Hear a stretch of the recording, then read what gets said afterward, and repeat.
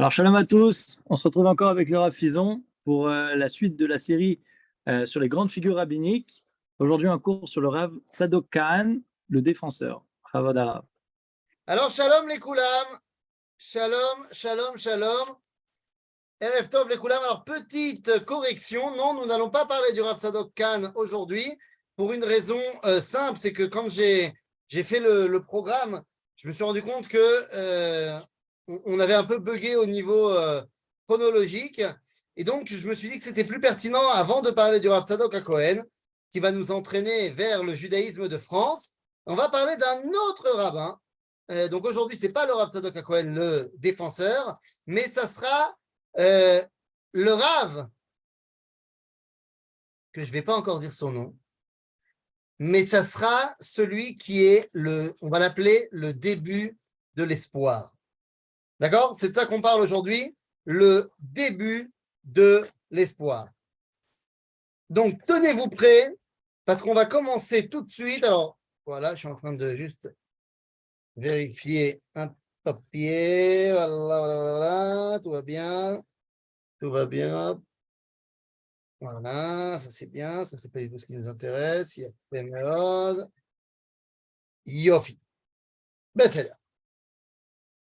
Donc, on va commencer tout de suite par vous faire partager quelque chose. Alors, tu me laisses partager?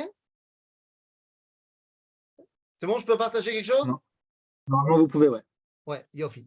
Alors, hop là.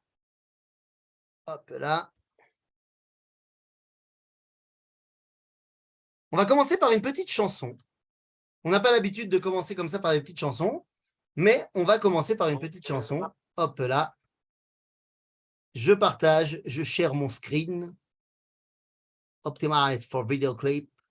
Et c'est parti. Les amis, בשנת תרל"ח את בציר הענבים יצאו מיפו על סוסים חמשת הרוכבים שטמפר בא וגוטמן בא וזרח ברנט ויואל מוישה סלומון עם חרב באבנט Eh oui, messieurs, dames, aujourd'hui, nous allons parler d'un homme dont Arik Einstein est en train de vanter les mérites. C'est quand même très bizarre. Nous, dans notre cours, on parle de rabbin.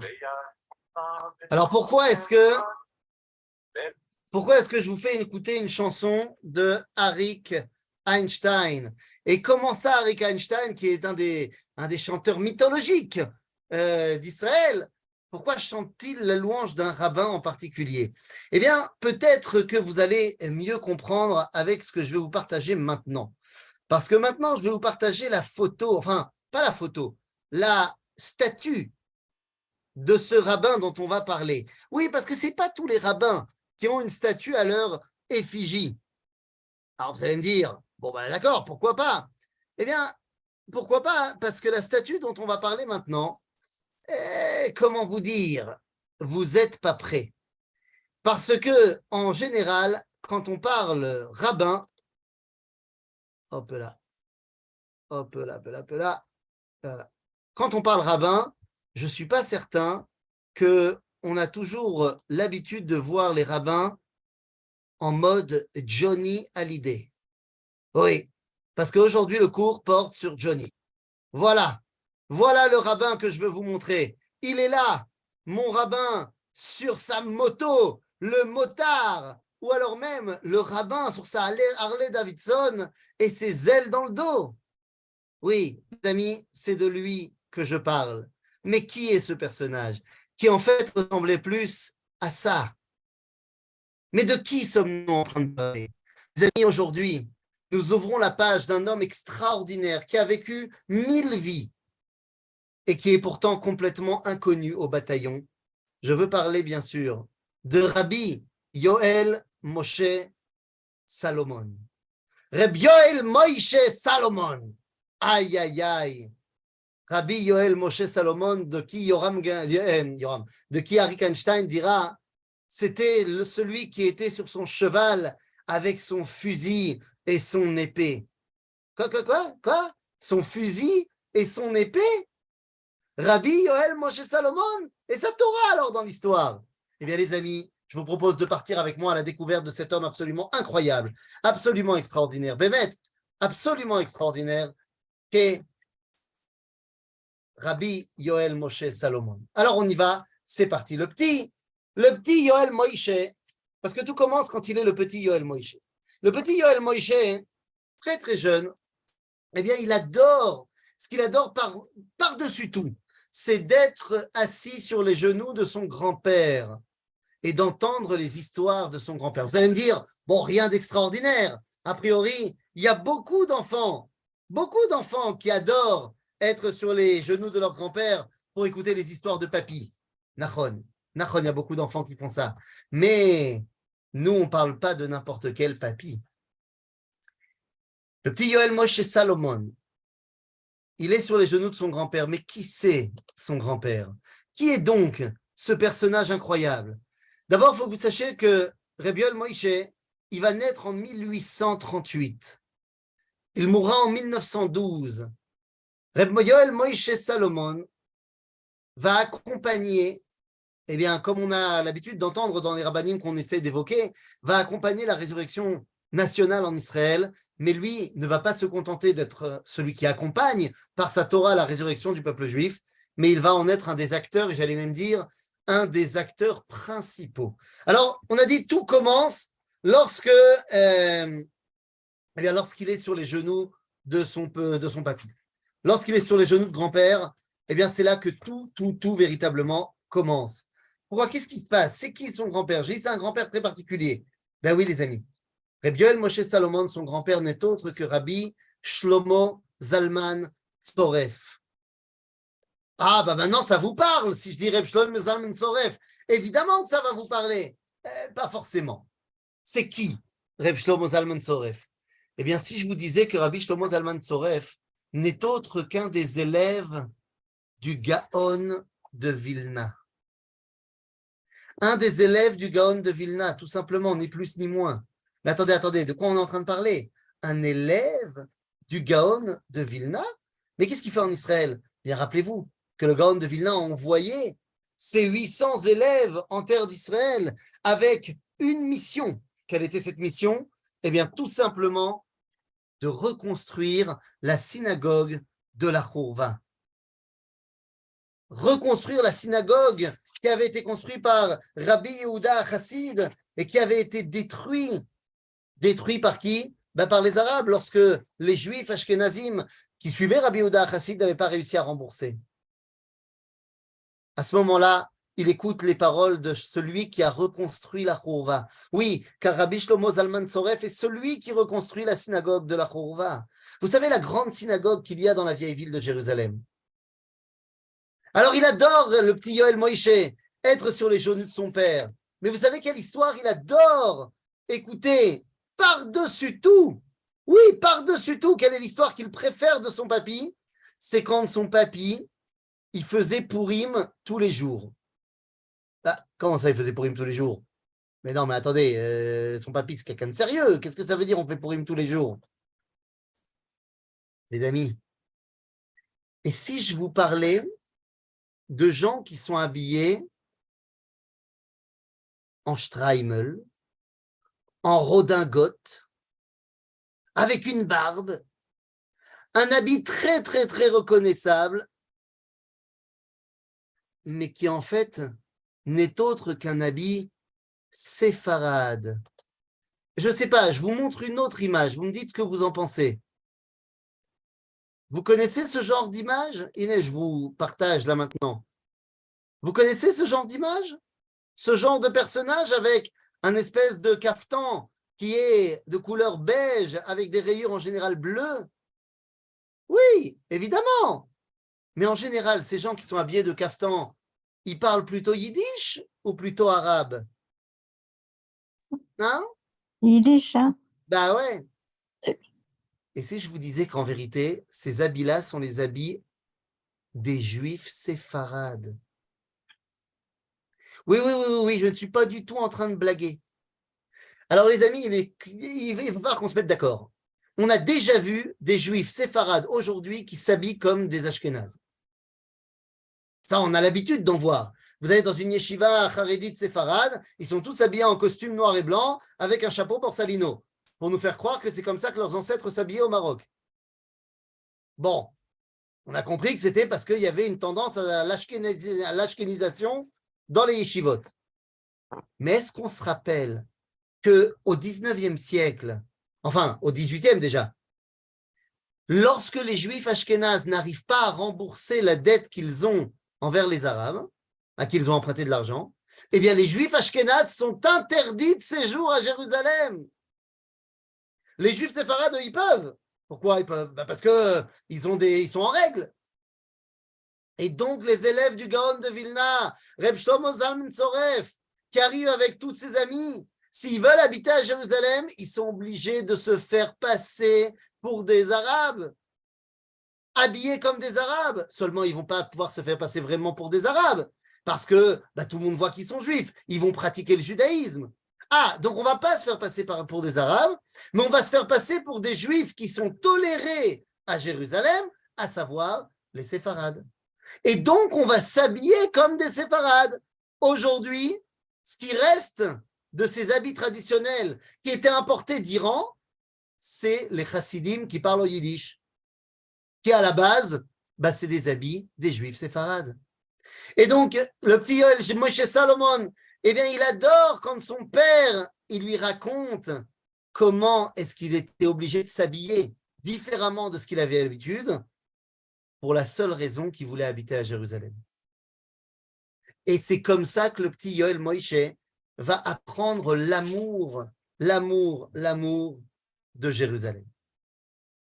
C'est de ça qu'on parle. Et donc, notre Yoel Moshe va grandir. Évidemment que c'est un Talmid Chacham, évidemment que très vite, tout le monde lui reconnaît ses qualités de Torah. Mais d'abord, pourquoi il s'appelle Salomon? Eh bien, tout simplement parce que son père, qui s'appelle donc Ben Shlomo, puisque son grand-père c'était Shlomo Zalman Tzoref, eh bien, Ben Shlomo, ils vont prendre le nom de famille Salomon. Et donc, ça va devenir la famille Salomon. Et le petit Yoel Moshe va s'appeler Reb Yoel Moshe Salomon. Mais alors, il grandit. Il grandit, le petit Yoel Moshe, et eh bien, ce qui est le plus important pour lui, à partir de maintenant, c'est de s'occuper du peuple juif. Non, je ne parle pas de manière complètement ésotérique.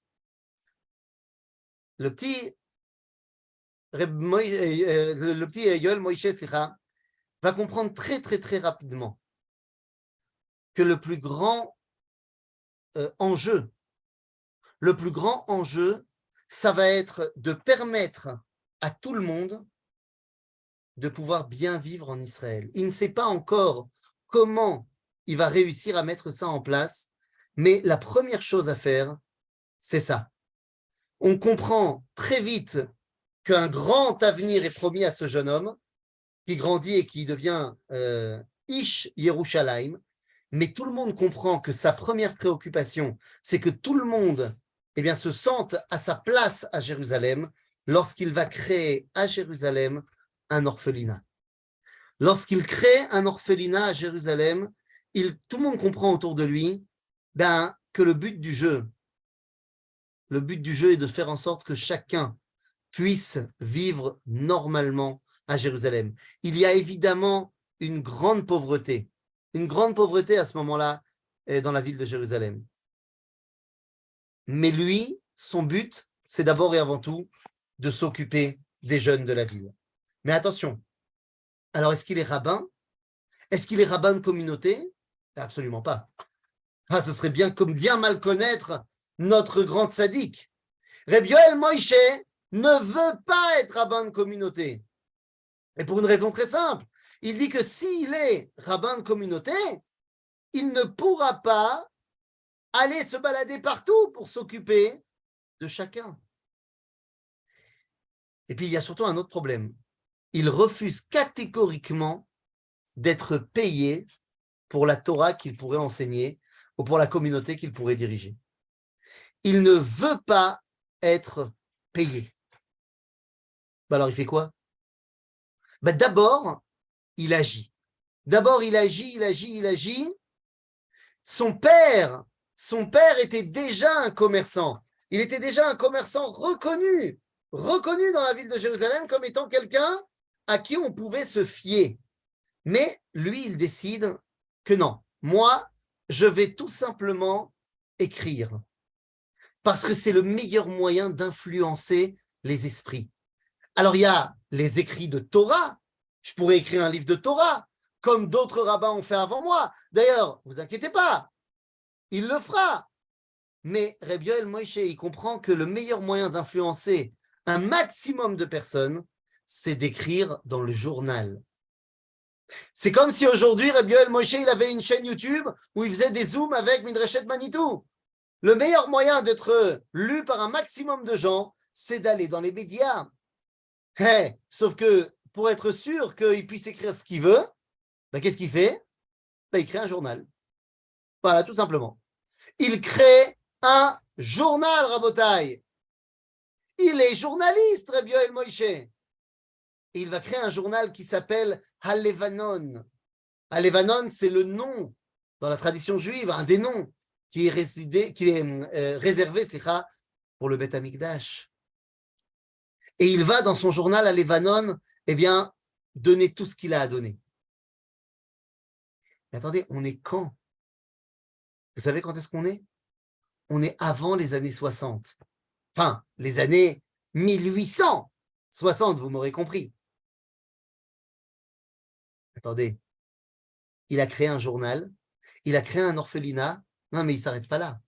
Je vous invite à vous balader dans les rues de Jérusalem, vers le quartier de Katamon. Et si vous allez dans le quartier de Katamon, vous pourrez aller vous balader devant le Bet HaCholim Bikur Cholim, dans l'hôpital Bikur Cholim. Seulement, vous comprenez bien que l'hôpital Bikur Cholim n'a pas commencé à Katamon. Vous allez me dire, évidemment qu'il n'a pas commencé à Katamon. Il a commencé au centre-ville. Il y a l'hôpital Bikur Cholim. Oui, vous avez tout à fait raison. Mais l'hôpital Bikur Cholim, où est-ce qu'il commence en vrai de vrai? Attention, je vais éternuer. Où est-ce qu'il commence le vrai de vrai? Il commence dans la vieille ville, avec l'hôpital Misgav Ladar, qui lui aussi est à Katamon. Vous allez me dire, attendez, Misgav Ladar, Katamon, Bikur Cholim, centre-ville, oui, mais tout commence dans la vieille ville. Pourquoi tout commence dans la vieille ville? Parce que personne n'habite à l'extérieur de la vieille ville. Les amis, quand vous regardez sur les plaques commémoratives de qui a fondé l'hôpital Bikur Cholim, parmi les fondateurs de Bikur Cholim, vous allez retrouver Rabbi Yoel Moshe Salomon. Mais attendez, il est partout ce mec. Oui, pour tout ce qui touche à Jérusalem, il est là. Seulement voilà, nous sommes dans les années 60. Dans les années 60, de 1860 évidemment, il y a un constat. Un constat qui est évident, tout le monde le fait, tout le monde le sait, il n'y a pas de débat là-dessus. Les conditions de vie à Jérusalem sont déplorables. C'est insalubre, les gens n'ont pas assez à manger. C'est l'omatim. Il faut qu'on sorte. Il faut sortir des murailles. Et si je vous disais, parlez-moi du premier quartier à l'extérieur des murailles. Parlez-moi de la sortie des murailles. Qu'est-ce que vous me répondriez? Quel est le premier quartier de la sortie des murailles à Jérusalem? Franchement, Yemin Moshe. On parle du quartier de Yemin Moshe. Yemin Moshe. Vous connaissez Mishkenot Sha'ananim, porté par le ministre Moshe Montefiore. Tout ça, vous connaissez. Sauf que, 2 petites secondes, le quartier de Mishkenot Sha'ananim, certes, le premier quartier à voir le jour, 1860. Mais le problème de ce quartier, c'est que, vous le savez, c'est un échec. Les gens n'habitent pas à Mishkenot Sha'ananim. Les gens, ça veut dire quoi, ils n'habitent pas? Ils habitent à Mishkenot Sha'ananim. Oui, mais le soir, la nuit tombée, ils retournent dans les murailles de la vieille ville. Donc en fait, ça ne marche pas. Rabbi Yoel Moïse, il dit, c'est pas possible. Si on veut sortir pour donner plus de possibilités de vie aux Juifs, il faut créer un nouveau quartier à Jérusalem qui va marcher, qui va être un vrai quartier de vie. Et donc voilà ce qu'il va faire le petit Yoel Moïse qui est devenu grand. Celui qui n'entendait que les histoires de son grand-père sur l'amour de Jérusalem. Celui qui d'abord a pensé aux enfants de Jérusalem, ensuite aux malades de Jérusalem. Maintenant, il va penser aux gens qui vivent à Jérusalem. Et il va rassembler 6 hommes avec lui. Je vous demande combien ça fait en mathématiques 6 plus 1. Ça fait 7. Comment on dit 7 en hébreu? Sheva, Shiva. Vous voyez où je veux en venir. Rabbi Yoel Moïse Salomon, vous vous êtes déjà peut-être baladé au centre-ville de Jérusalem. Vous savez, dans cette rue où il y a des parapluies de toutes les couleurs, là où aujourd'hui il y a le fameux Kikar HaMuzika, les amis, le quartier s'appelle Nachalat Shiva. Le quartier des 7. C'est qui les 7? C'est Rabbi Yoel Moïse Salomon et ses copains qui achètent le quartier de Nachalat Shiva. Et vous savez pourquoi c'est particulier? Parce qu'à l'inverse de Mishkenot Sha'ananim, en 1869, il y habite. Il est tout seul à y être. Les 6 autres, ils repartent aussi dans la vieille ville la nuit tombée. Mais Rabbi Yoel Moïse, il reste habité dans sa maison de Nachalat Shiva, il est tout seul. Imaginez-vous une ville fantôme. Mais lui, il habite là-bas. Parce que si on veut que les Juifs comprennent que ça va le faire, ben ça va le faire. Mais dans quelle rue? Nachalat Shiva, bien évidemment, la rue des Parapluies. Oui, les 7 maisons sont dans la rue des Parapluies. C'est-à-dire, le quartier il va s'agrandir un petit peu après, mais au départ, c'est la rue des Parapluies. Bekitsour, oui. D'ailleurs, entre parenthèses, une grande partie des maisons de la rue appartiennent aux héritiers de Rabbi Yoel Moshe Salomon. C'est-à-dire, quoi qu'il en soit, ça marche. Ça marche, les gens sortent de la vieille ville. Puisque Rabbi Yoel Moïse, ça marche, alors il n'y a pas de raison. Et le quartier de Nachalat Shiva va être le premier véritablement qui va fonctionner. Et on veut acheter un autre quartier. On veut continuer. Le deuxième quartier qu'on va acheter, c'est quoi? C'est un quartier où on veut dire que justement, ça va marcher. Qu'est-ce que ça veut dire ça va marcher? Puisque on a réussi à Nachalat Shiva, ça veut dire qu'on peut réussir, il y a la bracha. La bracha, ce serait par exemple de planter un épi et d'en sortir 100. C'est-à-dire de recevoir au centuple. C'est la bracha que Dieu donne à Yitzhak. Lorsque Yitzhak va planter et il va retrouver Mea She'arim. 100 fois plus qu'il a planté. Vous l'avez compris. Le deuxième quartier que Rabbi Yoel Moïse met en place, c'est le quartier de Mea She'arim. Attendez, il ne s'arrête pas le bonhomme. Seulement, il a un problème. On ne peut pas acheter un quartier. On ne peut pas acheter de maison. Vous savez pourquoi on ne peut pas acheter de maison? Même pour Nachalat Shiva, ce n'est pas possible. Alors, quand tu t'appelles Moshe Montefiori et que tu fais un chèque tellement gros que l'Empire ottoman ne peut pas dire non, et qu'en plus, tu es un noble de l'aristocratie anglaise, alors évidemment que, ok. Mais lorsque tu es Monsieur Yoel Moshe Salomon, même si tu as l'argent, tu ne peux pas acheter une maison parce que tu es juif. On ne vend pas les maisons aux juifs. Résultat des courses, on a besoin de passer par un tiers qui va, lui, recevoir l'argent des juifs pour acheter en tant que non-juif et ensuite redonner aux juifs. Seulement, est-ce qu'on fait confiance à quelqu'un qui n'est pas juif, qui va nous aider et tout ça? À cette époque-là, pas trop. Donc, qu'à cela ne tienne, on va demander l'aide de la meilleure, comment on dit aujourd'hui, illusionniste. Ce n'est ni plus ni moins que la femme de Rabbi Yoel Moïse. la femme de Rabbi Yoel Moïse Salomon, vous vous rappelez qu'ils s'habillaient comme des juifs séfarades? Les juifs séfarades, ils parlaient quelle langue? Ils parlaient arabe. Et donc, elle a appris l'arabe. Elle se déguise à la perfection en arabe. Elle parle parfaitement arabe. Et c'est la femme de Rabbi Yoel Moïse qui va toujours aller signer les contrats de vente en tant que femme arabe. Et qui arrive à duper les Ottomans en disant « J'achète pour ma famille, machin, je suis une riche femme arabe. » Et comme ça, les territoires sont acquis. Et boum, on peut créer Nachalat Shiva, on peut créer Mishkenot, on peut créer Mea Shearim. Mais tout ça, c'est pas mal. Bémet, c'est pas mal. Et on voit que Rabbi Yoel Moïse, il marche super bien. Et donc, comme il marche super bien, eh ben, ce que vous voulez que je vous dise? On commence à demander à Rabbi Yoel Moïse de devenir Shadar. Ça veut dire quoi, Shadar? Shaliach des Rabbanei Yerushalayim.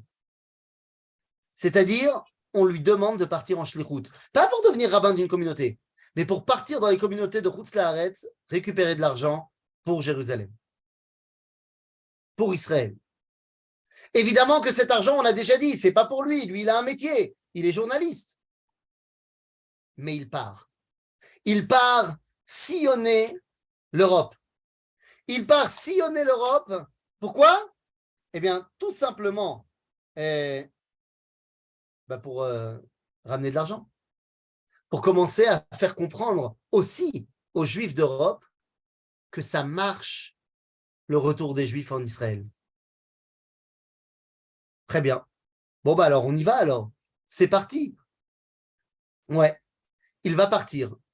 Il va partir en shlichut. Et il va sillonner effectivement les communautés d'Europe.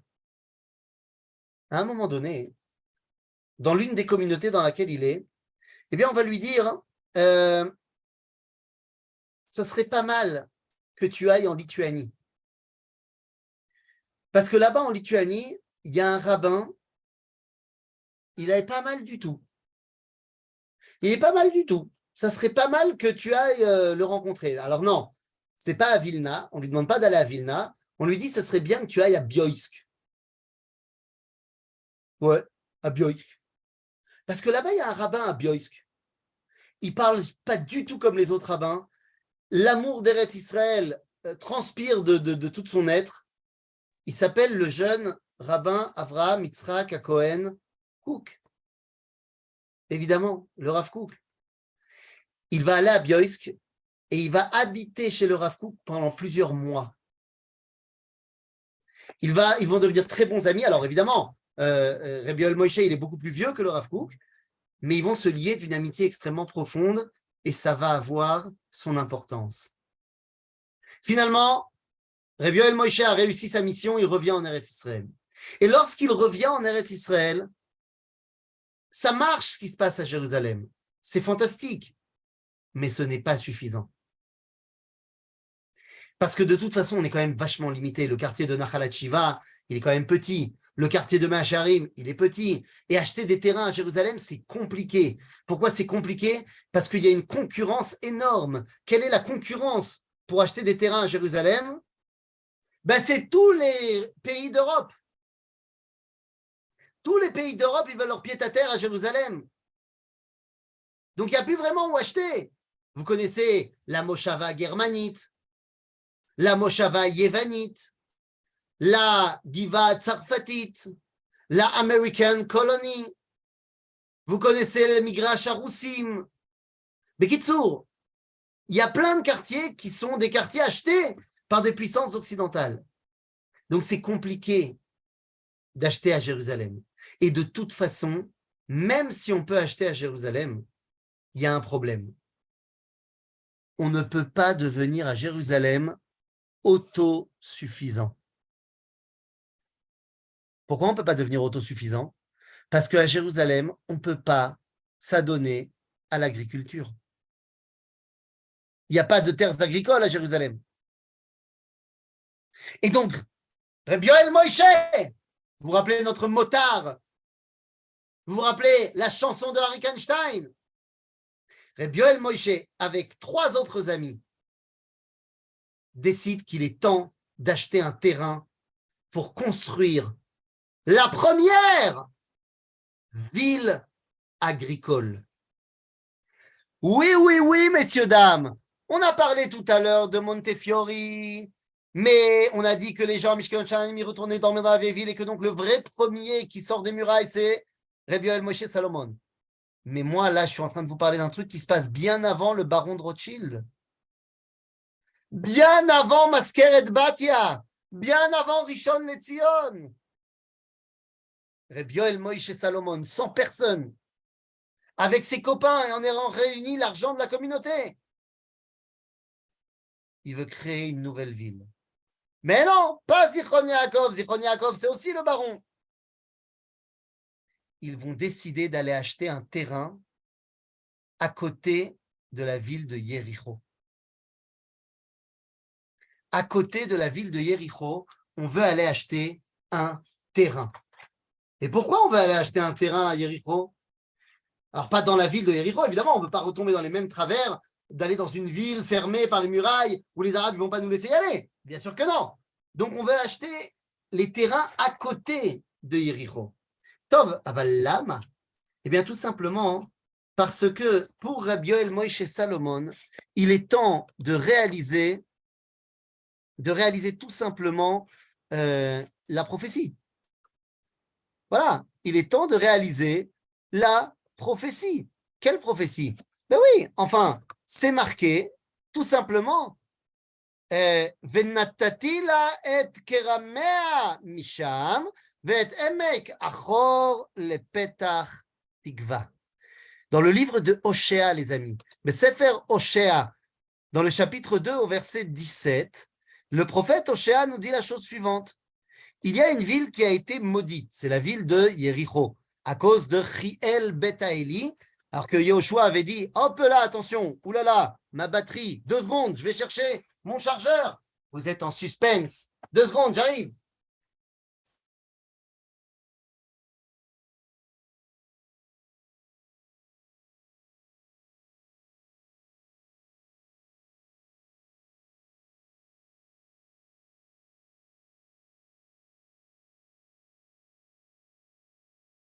Hop là. Et on est revenu. C'est reparti. Donc, je disais, Rabbi Yoel Moshe, il y a la malédiction de Chiel Betaeli lorsque Yoshua a détruit la ville de Yéricho. Il a dit Zecherem la Hashem. Comme c'est la première ville qu'on a conquis avec Yoshua, elle est complètement pour Dieu, on n'a pas le droit de la reconstruire.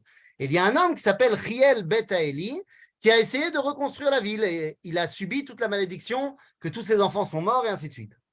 Mais, nous dit le prophète Oshéa, que viendra un temps où la malédiction de Yéricho sera levée. Venatati la et keramea misham ve'emek achor, dans la vallée maudite, le petach tikva, pour finalement la porte de l'espoir.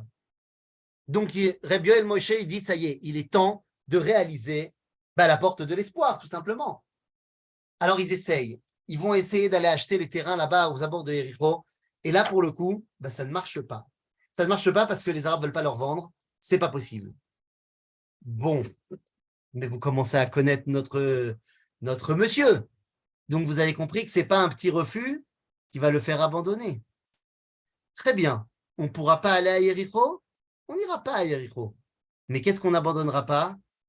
L'idée de Petach Tikva.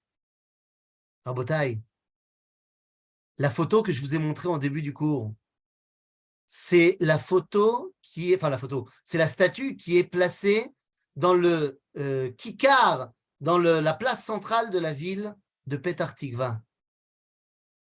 Rabbi Yoel Moshe Salomon va créer la ville de Petach Tikva. Non, vous n'avez pas bien compris. C'est où Petach Tikva? On connaît, à côté de Tel Aviv, là-bas. Ouais. Il n'y a pas de Tel Aviv qui tienne à ce moment-là. Hein. On est en 1872. Il n'y a pas de Tel Aviv. Non seulement il n'y a pas de Tel Aviv, mais il y a des marécages partout. Il y a la malaria partout. Lorsque Rabbi Yoel Moshe Salomon arrive avec ses 3 autres copains pour finalement voir le terrain qu'ils ont réussi à acheter. Ils arrivent dans un terrain complètement, mais qu'est-ce que tu veux que je te dise? Délabré de chez délabré. Pas shoot, n'importe quoi. Tov, comment on sait si on va y arriver ou pas? Comment on sait si on peut réussir à créer ici, un truc, un village, une ville, quelque chose? Alors, il sait que lui, il n'est pas agronome, il n'est pas spécialiste de comment on crée des villes, donc il fait l'appel d'un monsieur qui s'appelle le docteur Mazaraki. Et le docteur Mazaraki est un docteur en agronomie et également en Ityashvut. Il a à son actif pas mal de villages qui ont été mis en place, pas forcément en Israël d'ailleurs. Et le docteur Mazaraki, qui n'est pas juif, va répondre présent à l'appel de Rabbi Yoel Moïse. Il arrive à Jérusalem, et de Jérusalem, on lui met dans une diligence pour l'amener dans ce nouveau terrain qu'on a acheté de la main des Arabes. Ça a été acheté avec une somme énorme. Et vous savez pourquoi les Arabes ils ont vendu? Parce que ça nous fait plaisir de vendre à des Juifs un endroit qui va être leur tombe. Puisque ce n'est pas possible de créer quoi que ce soit ici. Nous, on a essayé, hein. Laisse tomber, on est tous morts. C'est pas possible. Et ils amènent Dr Mazaraki. Et il va passer une journée entière. Il est médecin de formation de base. Donc, il veut voir si c'est faisable au niveau médical avant au niveau agronome. Et le docteur Mazaraki, il va passer la journée avec Rabbi Yoel Moïse et ses copains. Et à la fin de la journée, il s'arrête. Il monte sur le toit d'une ruine et il reste pendant plusieurs minutes à observer le ciel en silence. Et Rabbi Yoel Moïse lui demande, mais qu'est-ce que tu cherches? Et il lui dit, je cherchais un signe de Dieu ou de qui vous voulez que c'est possible. Alors il dit, ok, alors tu as trouvé le signe? Il dit, oui, j'ai eu le signe que c'est absolument pas possible. Écoutez bien et regardez. Vous entendez quelque chose? Vous voyez quelque chose? Et ils disent, non, on n'entend rien, on voit rien. Il dit, exactement. Il n'y a pas d'oiseau. S'il n'y a pas d'oiseau, c'est qu'il n'y a pas de vie ici. Tout est mort. Vous n'y arriverez pas. Je suis désolé de vous le dire. Ça a dû vous coûter très cher, mais c'est tout simplement pas viable. Et alors que le docteur Mazaraki se prépare à repartir sur son cheval dans sa diligence pour partir à Jérusalem, il se retourne et il voit les 4 compères enlacés, les larmes dans les yeux. Et il se retourne et il leur dit, mais enfin, arrêtez de pleurer. Je suis désolé que ça ne peut pas marcher, mais au moins, vous n'allez pas mourir. Et Rabbi Yoel Moïse lui dit, vous n'avez pas compris, on ne pleure pas de tristesse, on pleure de joie parce qu'on vient de prendre une décision tous les 4. On va créer la ville ici. Mais ça ne va pas. Je vous ai dit que ce n'est pas possible. Pas possible, pas possible. Ça va le faire. Et ça y est, le travail commence. Et Rabbi Yoel Moïse, c'est lui qui mène tous les travaux. La première chose à faire, c'est trouver de l'eau, parce qu'il y a le Yarkon qui est pas loin, le fleuve du Yarkon, mais tout le monde a compris très vite qu'il était infesté de malaria. C'est impossible, elle n'est pas potable, l'eau. Donc, il faut creuser. Maintenant, ce n'est pas la première fois que les Juifs ils demandent aux Arabes de leur creuser des puits, ils les payent pour ça.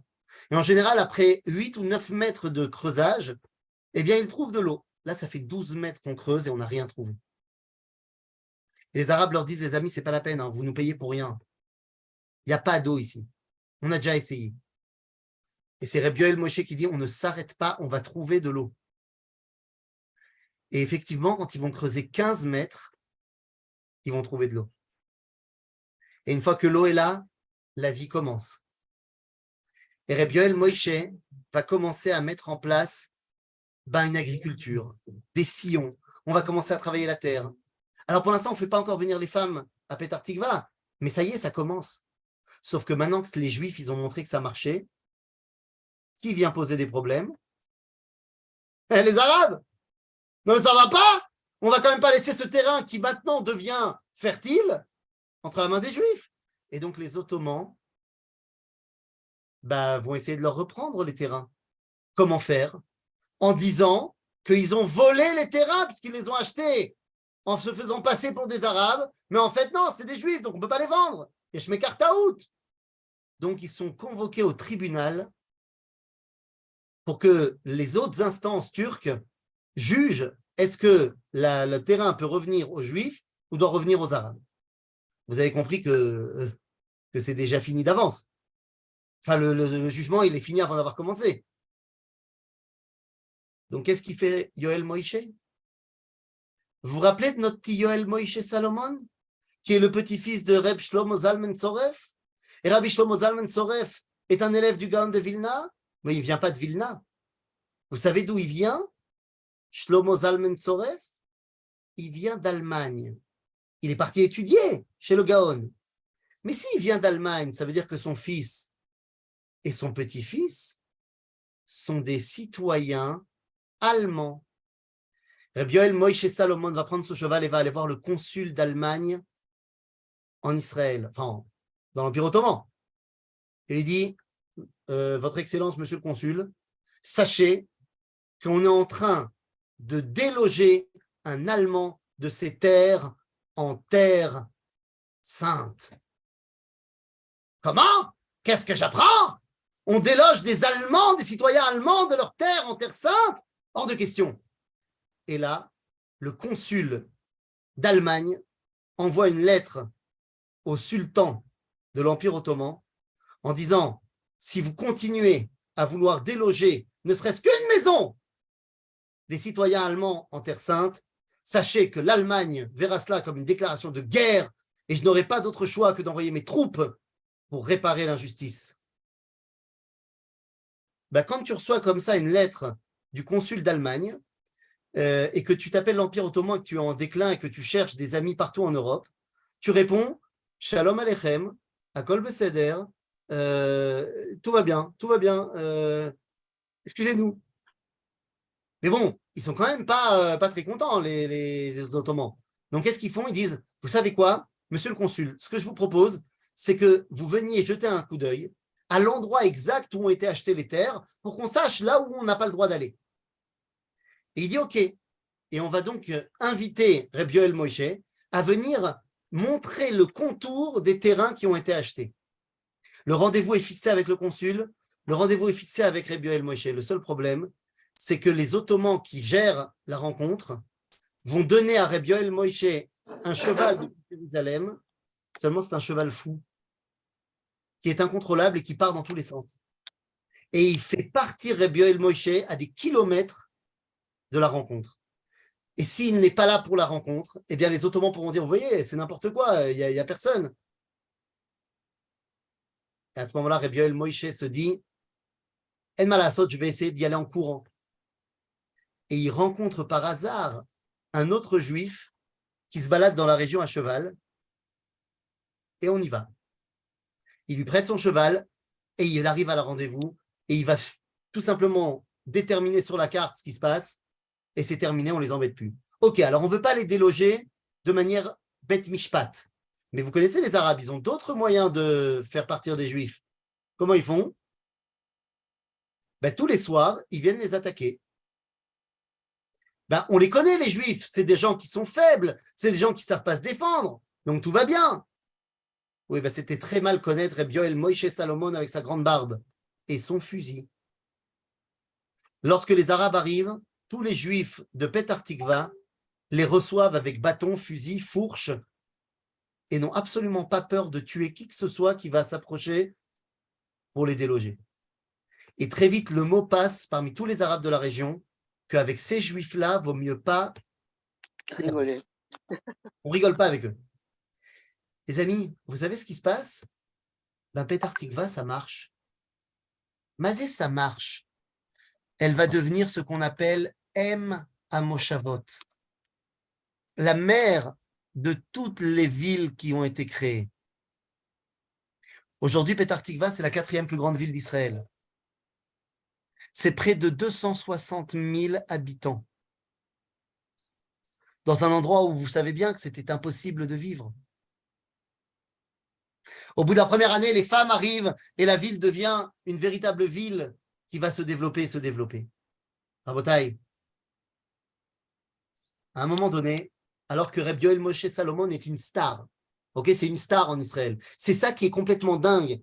C'est qu'à l'époque, je crois qu'il n'y a pas de juif qui est plus connu des juifs, des ottomans, de tout le monde que Reb Yoel Moshe. Et pourtant, aujourd'hui, personne ne le connaît. C'est fou. Reb Yoel Moshe Salomon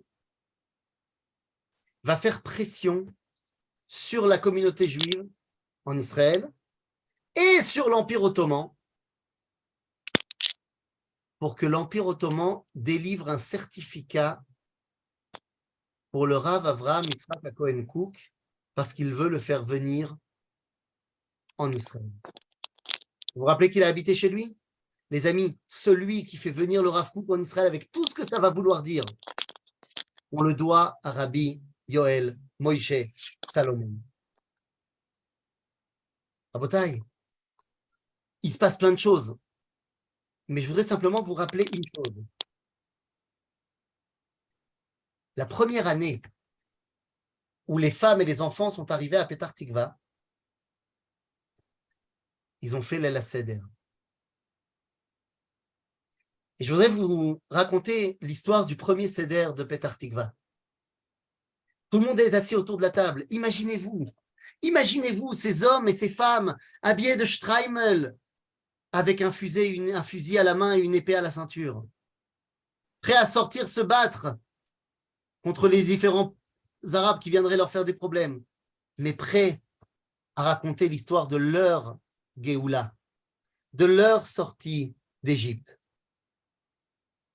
Et il commence à leur raconter qu'est-ce que c'est de sortir d'Europe, qu'est-ce que c'est de sortir de la galoute et de reconstruire de ses mains la terre d'Israël. Rabbi Yehoshua, qui fait partie des 4. Il y a Rabbi Yehoshua, il y a Rabbi David Gutman. Rabbi Yehoshua, ils ont fait un seder tous ensemble. Ils ne sont pas qu'une seule famille. Enfin, ils ne sont pas séparés en famille. Ils sont tous ensemble. Rabbi Yehoshua, il dit la chose suivante. Cette nuit, nous racontons l'histoire où le peuple juif est sorti d'Égypte. Mais moi, je voudrais vous raconter ma sortie d'Égypte à moi. Ma sortie d'Égypte à moi. Je suis né et j'ai grandi en Hongrie. Et lorsque j'étais un enfant, eh bien, j'étais très souvent chez mon oncle. Chez mon oncle, on parlait toujours d'Eretz Israël et de l'importance de travailler la terre. Je suis rentré chez moi, et quand je rentrais chez moi, à chaque fois, je racontais à mes parents que mon rêve était de monter en Eretz Israël. Mais ils m'ont tous dit, mes parents et mes amis, aucun rapport. Là-bas, c'est désolé comme terre, on ne peut pas y arriver. Mais voilà, un jour, je suis sorti de mon Égypte, de ma Hongrie, et j'ai eu le mérite de reconstruire une maison, un champ, et aujourd'hui, eh bien, j'ai l'occasion de vivre en terre d'Israël, tel Yehoshua qui est revenu en terre d'Israël. Rabbi Yehoshua, qui s'appelait Rabbi Yehoshua Stadtpfeffer, il se revendique le fils spirituel réel de Yehoshua bin Nun, qui, comme à l'époque il est rentré en Israël, lui aussi, il rentre avec Rabbi Yoel Moshe. Et il regarde son copain, Rabbi Yoel Moshe. Il dit, Moshe Rabbeinu, il n'est pas rentré en Eretz Israël. Avalata Rabbi Yoel Moshe, ata Rabbeinu be'Eretz Israël. Mais quelle phrase, les amis. Mais rien que de vous dire, moi je la connais par cœur cette histoire, mais les frissons. Il lui dit, de la même façon, mon ami, que moi je me vois comme étant le fils de Yehoshua bin Nun, moi, Rabbi Yehoshua, sache que mon cher Rabbeinu, il n'est pas rentré en Eretz Israël. Mais toi, Rabbi Yoel Moshe, tu es notre Rabbeinu en Eretz Israël. C'est absolument extraordinaire. Rabbi Yoel Moshe Salomon, l'une de ses dernières actions va être tout simplement, comme je vous l'ai dit, de faire venir le Rav Avraham Yitzhak HaKohen Kook en terre d'Israël. Et lorsque le Rav Kook va arriver, alors que Rabbi Yoel Moshe avait toujours cette tête sérieuse dont je vous ai montré la photo tout à l'heure, eh bien, tout le monde va voir un changement énorme. Parce que Rabbi Yoel Moshe l'accueille avec un sourire énorme et en dansant et en chantant alors qu'il a une barbe plus blanche que blanche. Mais il danse devant le Rav Kook et l'accueille en souriant, en chantant, et lorsque les gens lui demandent, mais enfin, qu'est-ce qui te veut? D'accord, il y a un nouveau grand rabbin qui est arrivé en Israël, Makara. Il dit, ce que nous avons fait, c'est de reconstruire le corps d'Eretz Israël. Le Rav qui vient d'arriver va reconstruire la Neshama d'Eretz Israël. Rabbi Yoel Moshe Salomon, qui a construit Em Amoshavot, qui a construit la mère des nouvelles villes en Israël. Lui en est très certainement le père. Rabbi Yoel Moshe Salomon, celui qui a permis le début de l'espoir. Chazak ou Baruch. Et si vous avez des questions, c'est le moment.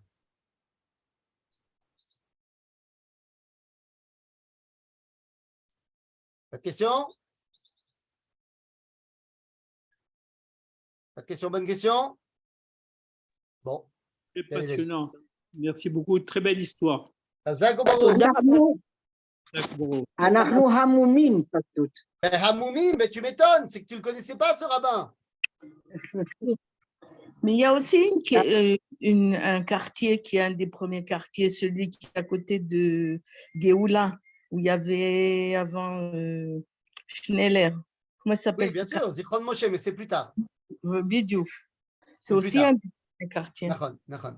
Raconte l'histoire d'un rabbin chaque dimanche. Chazak ou Baruch. Eh bien, les amis, bonne soirée. Merci. Erev tov lekoulam. Magnifique. Kol tov. Vous nous avez fait pleurer d'émotion.